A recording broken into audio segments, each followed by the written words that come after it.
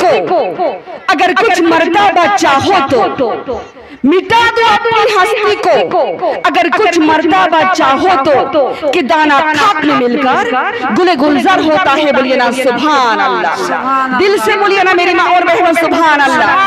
अरे पीछे वाले बोलिए ना सुभान अल्लाह, मचल कर बोलिए सुभान अल्लाह, झूम कर बोलिए सुभान अल्लाह।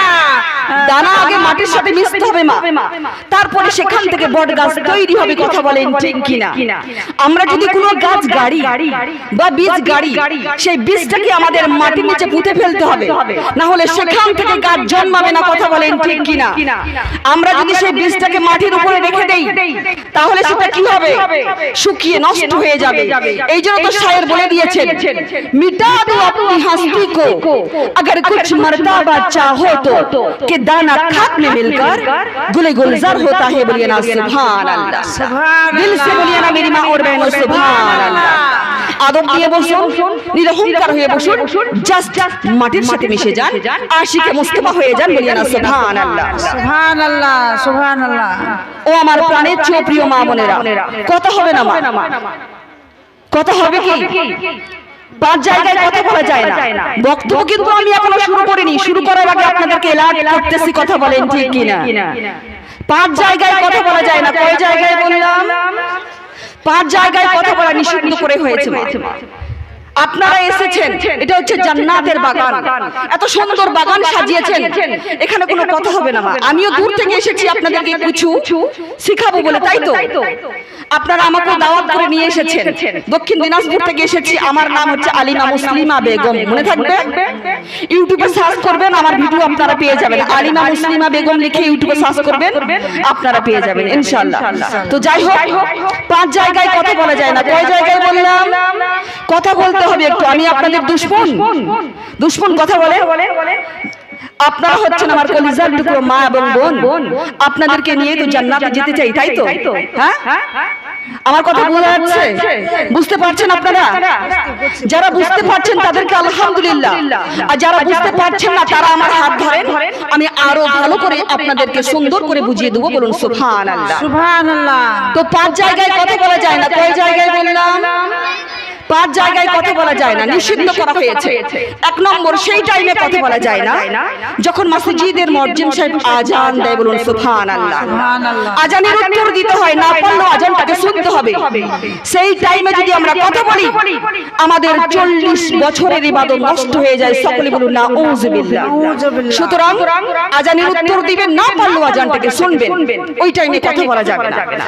দুই নম্বরে, সেই জায়গায় কথা বলা যায় না যখন কেউ কোরআন তেলাওয়াত করে। বলুন সুবহানাল্লাহ, সুবহানাল্লাহ। ওই টাইমে কথা বলা যায় না।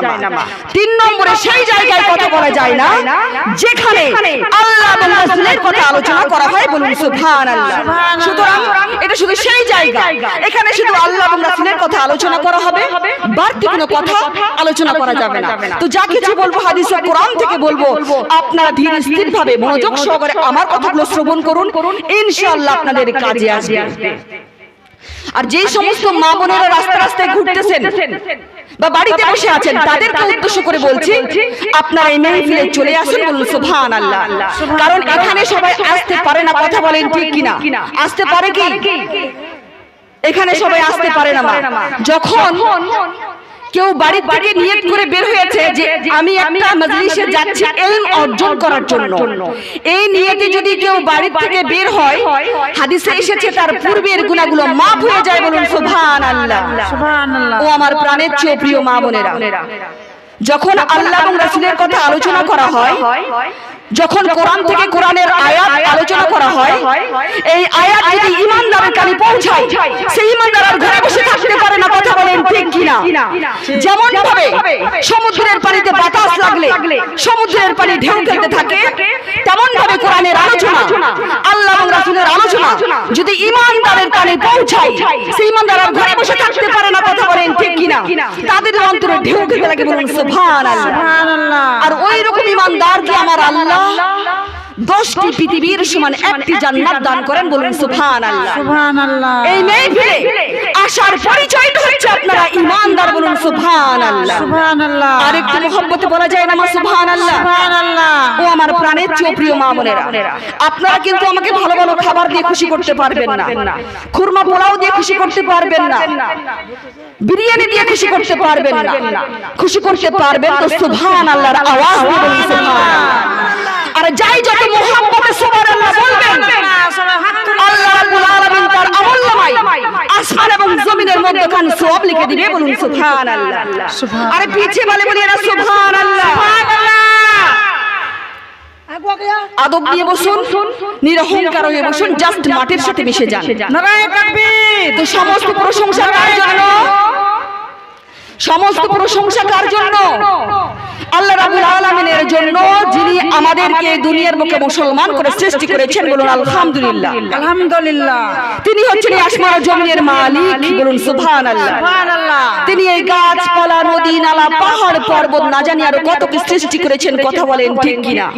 ঠিক। তেনার প্রশংসা আমরা যদি সারা জীবন এরকম ভাবে বসে বসে করি, তবু শেষ করা যাবে না।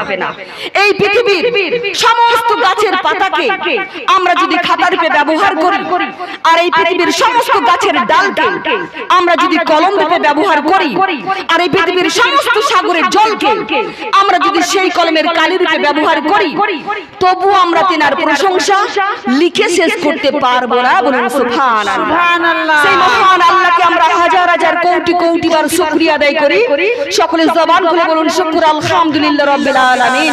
আলহামদুলিল্লাহ রাব্বিল আলামিন। রব্বানা লাকাল হামদ রব্বানা লাকাল হামদান হামদান কাসীরান কাসীরান তাইয়িবান তাইয়িবান মুবারাকান ফীহি। মুবারাকান ইয়া রাব্বি লাকাল হামদু কামা আমবাগি লিজালালি ওয়াসিকা ওয়া আযীমি সুলতানিকা। লাকাল হামদু বিল ঈমান, লাকাল হামদু বিল ইসলাম, লাকাল হামদু বিল কুরআন। আমরা প্রশংসা করলাম কার? সেই মহান রাব্বুল আলামিনের, বলুন আলহামদুলিল্লাহ। তো আল্লাহ পাক হলেন পরম করুণাময়। আল্লাহ পাক হলেন পরম করুণাময়, যার ইঙ্গিতে শুধুমাত্র কোন শব্দ দ্বারা তামাম মাখলুকাত সৃষ্টি, বলুন সুবহানাল্লাহ। সুবহানাল্লাহ। যার ইঙ্গিতে শুধুমাত্র কোন শব্দ দ্বারা তামাম মাখলুকাত সৃষ্টি, তার কোনো তুলনা নেই। তিনি সবকিছু জানেন এবং সর্বদা বিরাজমান। তিনি অদ্বিতীয়, তিনার কোনো দ্বিতীয় নেই। তিনি হচ্ছেন লা শারিকা লাহু, তিনার কোনো শরীক নেই, তিনার কোনো বংশধর নেই, তিনিও কারো বংশধর নন। তিনি হচ্ছেন এই সমস্ত মাখলুকাতের পালনকর্তা এবং একমাত্র প্রভু, বলুন আলহামদুলিল্লাহ। সেই মহান আল্লাহকে আমরা আরো হাজার হাজার কোটি কোটি বার শুকরিয়া আদায় করি, যিনি আমাদেরকে এই দুনিয়ার বুকে এমন এক নবীর উম্মত করে পাঠিয়েছেন, যে নবী না আসলে আমাদের সৃষ্টি করতেন না, কথা বলেন ঠিক কিনা?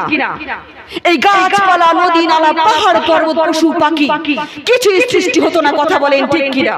তিনি হচ্ছেন আল্লাহর নূর দ্বারা সৃষ্টি। তিনি হচ্ছেন আল্লাহর পিয়ারা হাবিব। তিনি হচ্ছেন দো জাহানের বাদশা। তিনি হচ্ছেন রাহমাতাল লিল আলামিন, বলুন সুবহানাল্লাহ। তিনি হচ্ছেন সমস্ত নবীদের নবী, সমস্ত নবীদের ইমাম, আরশের মেহমান। তিনার উপর দরুদ শরীফ না পড়লে আমাদের নামাজ ও দোয়া কিছুই কবুল হয় না। তিনি শাফায়াত না করলে আমরা জান্নাতে যেতে পারবো না। তিনি হচ্ছেন হাউজে কাউসারের মালিক। তিনি হচ্ছেন জান্নাতের পতাকাধার, শত্রুদের বিনাশকার, মামিনার নয়নের তারা, আব্দুল্লাহ জিনার পিতা, আব্দুল মুত্তালিব জিনার দাদা যান, আবু বকর সিদ্দিক জিনার শ্বশুর যান, মা খাদিজা এবং মা আয়েশার যিনি স্বামী যান, মা ফাতেমার যিনি আম্মা যান, শেরে খোদা হযরত আলীর যিনি শ্বশুর যান, ইমামে হাসান, ইমামে হুসাইনের যিনি নানা যান, তিনি হলেন আমাদের সকলের হযরত মুহাম্মদ মুস্তাফা সাল্লাল্লাহু তাআলা আলাইহি ওয়াসাল্লাম। সেই মহান রাসূল পাককে আমরা হাজির নাজির মেনে তিনার মুহাব্বতে উচ্চ সুরে সকলে ঝুমঝুম করে তিনার উপর দরুদ শরীফ তেলাওয়াত করব। সকলে বলুন আল্লাহুম্মা আমিন। এবং গোটা বিশ্বের সমস্ত হক্কানি ওলি আল্লাহদের দোয়ায় আল্লাহ আমার জবান দিয়ে সত্য কথাগুলো বলার তৌফিক দান করুক। আমার মতো বেআমল নাচিসকে আল্লাহ ইলমের লাধুরী দিয়ে আলোচনা করার তৌফিক দান করুক। সকলে বলুন আল্লাহুম্মা আমিন। তো মুহাব্বতে আল্লাহুম্মা সাল্লি